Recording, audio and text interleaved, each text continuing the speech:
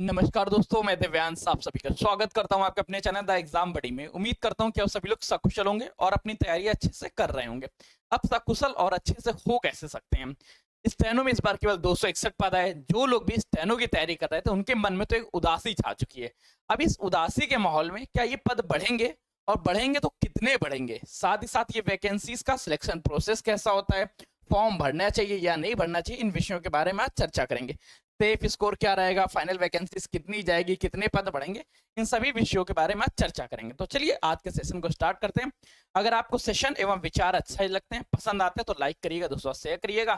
Channel पर नया channel को सब्सक्राइब कर लीजिएगा। अब देखिए, सबसे पहली बात यह है कि इसका सिलेक्शन प्रोसेस किस तरह से रहता है, हमें उस बात को समझना चाहिए। बाकी चीजें तो बाद में देख लेंगे। आज हमारी चर्चा कितने होगी, कितने पद बढ़ेंगे, साथ ही साथ सिलेक्शन प्रोसेस, इन दो पॉइंट्स में चर्चा होगी। अब सबसे पहले तो आप लोगों में से जो लोग इसके फॉर्म भर रहे हैं उनके मन में थोड़ा विचार और डाउट्स क्रिएट कर देते हैं, उनके शंका का समाधान कर देते हैं। अगर आज से 5 साल पहले देखेंगे तो स्टेनो के पदों के बारे में लोगों को ज्यादा पता ही नहीं होता था। इसमें बहुत कम बच्चे अप्लाई करते थे, पर लगातार इधर 3 साल से देखा जा रहा है कि लगभग 2000 पद या 150 से लेके मतलब 1500 से लेके 2000 पद देखने को मिलते थे।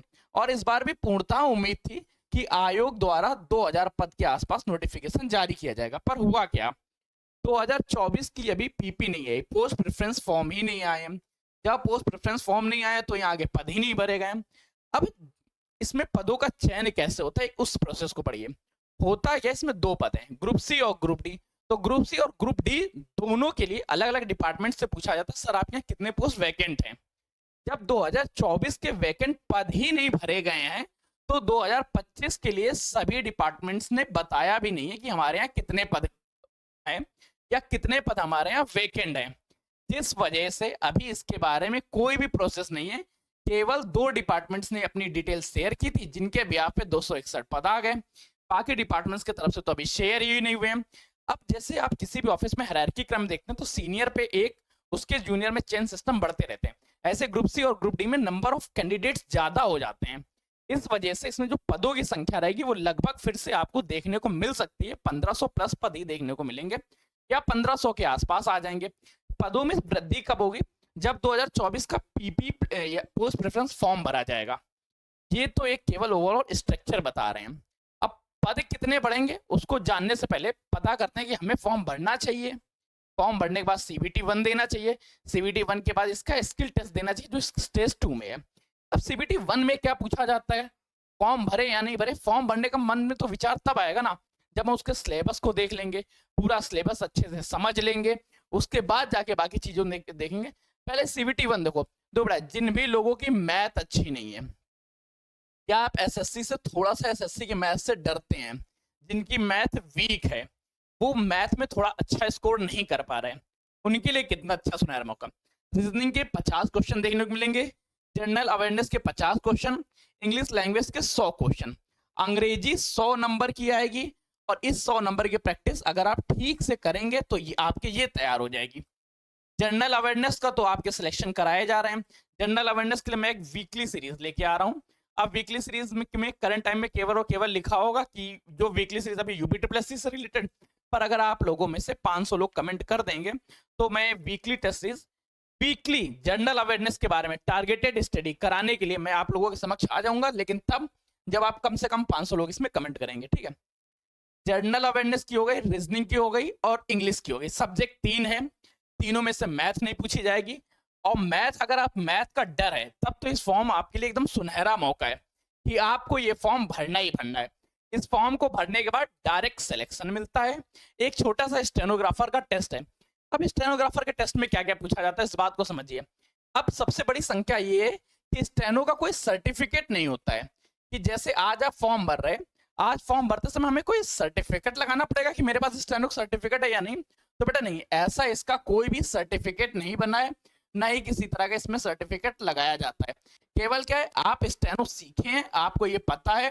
पहले तो आपका पेपर होगा, पेपर के बाद पेपर का रिजल्ट आएगा आपका। पेपर किस बेस पे होगा, पेपर आपका इस बेस पे होगा। इन बेस पे केवल ये 100 नंबर के होंगे। पॉजिटिव का 1 मार्क्स होता है, गलत करेंगे तो नेगेटिव 1/4 होती है। और साथ ही साथ अगर कोई भी क्वेश्चन छोड़ देते तो उसका नील मार्क्स होता है, कोई भी मार्क्स नहीं मिलता, ना कोई मार्क्स कटता है। जब आप इस पेपर को दे देंगे इसका रिजल्ट आएगा। इसके रिजल्ट के बाद जाके आप लोगों की स्किल टेस्ट आएगी। इस स्किल टेस्ट में लगभग 3 से 4 महीने का समय आराम से लग जाएगा। आज से देखा जाए तो 6 महीने बाद ही जाके आपका स्किल टेस्ट होगा। अगर आप में इनमें से कोई भी चीज नहीं तैयार है, जैसे ग्रुप डी के लिए अप्लाई कर रहे हैं तो आपको 800 WPM होनी चाहिए, 800 वर्ड से लिखने हैं, वो भी 800 WPM स्पीड के साथ। ग्रुप सी के लिए कर रहे हैं तो 1000 वर्ड्स 100 WPM क्या है, वर्ड पर मिनट्स के हिसाब से। और इसी के साथ इसका ट्रांसलेशन करना होता है। ट्रांसलेशन कैसे होता है कि अगर आप ग्रुप डी के लिए अप्लाई कर रहे हैं तो इंग्लिश में 50 मिनट में इसका करना होगा, हिंदी में 65 मिनट मिलेगा। और जब आप ग्रुप सी के लिए कर रहे हैं तो ग्रुप सी में इंग्लिश के लिए 40 मिनट मिलते हैं और ग्रुप सी में हिंदी के लिए 55 मिनट मिलते हैं। अब ये अगर आपकी तैयार है या नहीं तैयार है, अगर तैयार है तो बेहतरीन है, आप केवल प्रैक्टिस करिएगा। आपका श्योर है कि इस सब्जेक्ट को कवर करते ही आपका सिलेक्शन हो जाएगा। रीजनिंग में अच्छे मार्क्स, जनरल अवेयरनेस में अच्छे मार्क्स, इंग्लिश में अच्छे मार्क्स और आपका सिलेक्शन हो जाएगा। सबसे ज्यादा इंपॉर्टेंट हो जाती है इंग्लिश। रीजनिंग में सबके सेम आते हैं। जनरल अवेयरनेस एक ऐसा टॉपिक बनता है, अगर इसके आप 40 क्वेश्चन तक सही कर देते हैं, 30 क्वेश्चन भी सही कर देते हैं तो आपका हर हाल में सिलेक्शन हो जाएगा। क्यों? इंग्लिश अगर पढ़ी है तभी जाके आप स्टेनो देने जाएंगे। इंग्लिश में आपको अच्छी कमांड करनी होती है और ये इसमें कमांडिंग स्टूडेंट्स पाए जाते हैं, अच्छे लोग इसमें कमांड करते हैं। इसके बाद रीजनिंग सबका लगभग सेम एवरेज रहता है। मैं आपको बताता हूँ, अगर आप 2 महीने भी पढ़ लोगे रीजनिंग तो ठीक ठाक निकल आएगा। इतना निकल आएगा कि रीजनिंग के बेस पे आपका सिलेक्शन नहीं रुका करेगा। इंग्लिश रीजनिंग पढ़ना बड़ा आसान है। जनरल अवेयरनेस थोड़ा सा वर्स्ट टॉपिक हो जाता है, बड़ा डिटेल हो जाता है। एक तो पहली बात, एक सब्जेक्ट नहीं है, इसमें बहुत सारे सब्जेक्ट हैं, हर सब्जेक्ट को पढ़ना पड़ता है। हिस्ट्री हो गया, पॉलिटी हो गया, इकोनॉमिक्स हो गया, इन्वायरमेंटल साइंस हो गया, साइंस हो गया, स्ट्रेटेजी हो गया, करंट अफेयर्स हो गया, ये टॉपिक जो अभी याद आ रहा है, ज्योग्राफी हो गया, ये सारे सब्जेक्ट तो इसमें पूछने पड़ते हैं। लगभग 12 सब्जेक्ट्स का संगम है ये। 12 सब्जेक्ट से आएंगे केवल 50 मार्क्स। इसके बाद जाके 6 महीने का आपको समय मिलेगा। अगर आपकी तैयार नहीं है, आप इनमें डर रहे हैं, आपके मन में कोई शंका आ रहा है कि मेरा होगा नहीं, मैं पेपर निकाल लूंगा, पेपर निकालने के बाद स्टेनो में रुक गया, तो बेटा देखो सीधी सी बात, अगर आपकी मैथ अच्छी नहीं है, आप इंग्लिश में कमांड कर रहे हैं, फॉर्म को भर दीजिए आंख बंद करके। भले ही 261 पद अभी आए हो, पदों की संख्या बढ़ेगी उसके बारे में तो चर्चा करेंगे, पर अभी पहले फॉर्म भर दीजिए। फॉर्म भरने के बाद आप उसकी तैयारी कर लीजिए और उसकी तैयारी के साथ ही साथ आप स्टेनो की तैयारी कर लीजिए। स्टेनो की तैयारी कहाँ से करें? जहां से आपकी इच्छा हो आप वहां से कर सकते हैं। बस ये कि हम अपने प्लेटफॉर्म पे एक ऐसे व्यक्ति को एनरोल कर रहे हैं, एक ऐसे व्यक्ति के बारे में बताना चाहते हैं जो खुद स्टेनो प्रिपेयर करा रही हैं। अगर आपकी इच्छा करती है तो ये नंबर्स लिखे हुए हैं, मैं इन नंबर्स को आपको लिंक डिस्क्रिप्शन में डलवा दूंगा, मैम से कांटेक्ट कर लीजिएगा। आपकी प्रॉपर तैयारी स्टेनो की, स्टेनो एग्जाम्स आने से पहले आपको प्रिपेयर करना, 80 WPM 100 WPM तक लेके आना, ये गारंटी मैम की तरफ से रहेगी। मैं कहता हूँ ट्रांसलेशन स्पीड जो भी मांगी गई है ये आपकी कवर हो जाएगी, जो आपका स्किल टेस्ट है ये कंप्लीट कवर हो जाएगा। बस ये कि जो 6 माह का समय अभी है, इस समय को आपको देना होगा। डेली 2 घंटे या इससे भी कम समय के अंदर मैम आपको पूर्णतः कंप्लीट करा देंगी। पहले प्रैक्टिस करिएगा, फिर होमवर्क के तौर पे जो सेशन मिले उसको कवर करिएगा। बस अगर आप इतना कर लेते तो स्टेनो आपका कंप्लीट हो जाएगा। स्टेनो में एरर नहीं आएगी। इंग्लिश अच्छी हो गई है, नहीं हुई है तो अभय सर हैं आपके पास। जनरल अवेयरनेस में मैं खुद हूँ, रीजनिंग के लिए अभी फाइंड कर रहे हैं। रीजनिंग के साथ ही साथ आपकी पूरी तैयारी हो जाएगी, बहुत अच्छे से हो जाएगी। अब स्टेनोग्राफर के लिए क्या है, सबसे पहले मैम का स्टेनो बैच और डिक्टेंशन बैच दोनों स्टार्ट हो चुका है। नंबर्स यहाँ भी शो हो रहे होंगे, नीचे डिस्क्रिप्शन में भी लगे हैं, जहां से मन हो वहां से आप इच्छा कर लीजिएगा, कांटेक्ट कर लीजिएगा। आपकी तैयारी कहीं नहीं रुकनी चाहिए, ना पढ़ने से ना स्किल टेस्ट में, दोनों तरफ से। बस अब फॉर्म भरना आपकी जिम्मेदारी। अब चर्चा करते हैं इसके पदों की संख्या, कितने पद बढ़ सकते हैं। पहली बात, अभी तक पद क्यों नहीं बढ़े, पहले उसके रीजंस क्यों समझते हैं कि इसके पीछे का रीजन क्या है, क्या रीजन था, क्या कारण था और उसका निष्कर्ष क्या निकलता है। 2024 में जिन्होंने दिया था अभी उनकी पीपी हुआ है, पीपी नहीं फिल हुआ। पीपी मतलब क्या है, पोस्ट प्रेफरेंस फॉर्म ही नहीं डाला है। अब जितने भी आयोग हैं उनमें लोगों को पता ही नहीं है कि 2024 से कितने कैंडिडेट्स हमारे पास आ रहे हैं।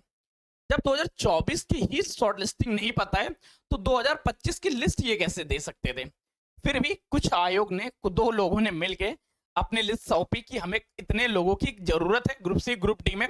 उन्हीं के बिहाफ पे कैलेंडर को फॉलो करते हुए नोटिस जारी कर दिया। नोटिस बस इसलिए जारी किया गया ताकि जो कैलेंडर में डेट्स दी गई थी वो डेट्स ना बिगड़े, कैलेंडर को फॉलो किया जा सके। बस कैलेंडर को फॉलो करने के लिए एसएससी ने इस बार जल्दबाजी की है। इसके अलावा भी कई पद हैं जिसमें पदों का संकलन को लेकर अप डाउन होता रहता है, और ध्यान से नोटिस देखिएगा वहां पे लिखा भी है कि पदों में होने वाले अप डाउन के बारे में, पदों की संख्या घटवा बढ़ सकती है। अब अभी आप फॉर्म भर दीजिए, मैं इस बात के लिए आपको पूर्णतः आश्वस्त कराता हूं, इसमें पदों की संख्या में बढ़ोतरी देखने को मिलेगी और कम से कम 1000 से 1500 पद देखने को मिलेंगे। और इस चीज को आज आप कहीं लिख के रख लीजिएगा। नोटिस कब आएगी? पहली बात कि सर ऐसा मैं इंतजार करता हूं कि फॉर्म नहीं भरता हूं, लास्ट डेट से पहले नोटिस आ जाएगी तो मैं फॉर्म भर दूंगा। तो बेटा देखो, नोटिस तब आएगा जब 2024 का पीपी क्लियर होगा। पीपी क्लियर होने के बाद इनकी ज्वाइनिंग होगी और ये जाके आयोग में ज्वाइन करेंगे, और इनके ज्वाइन करते ही जाके हर डिपार्टमेंट अपनी लिस्ट दोबारा सौंपेगा कि हमें न्यू इतने कैंडिडेट चाहिए जो आगे की कार्रवाई पे, आगे की चीजों को अपने हाथ में रखेंगे और आगे आने वाले विभागीय कार्यों को करेंगे।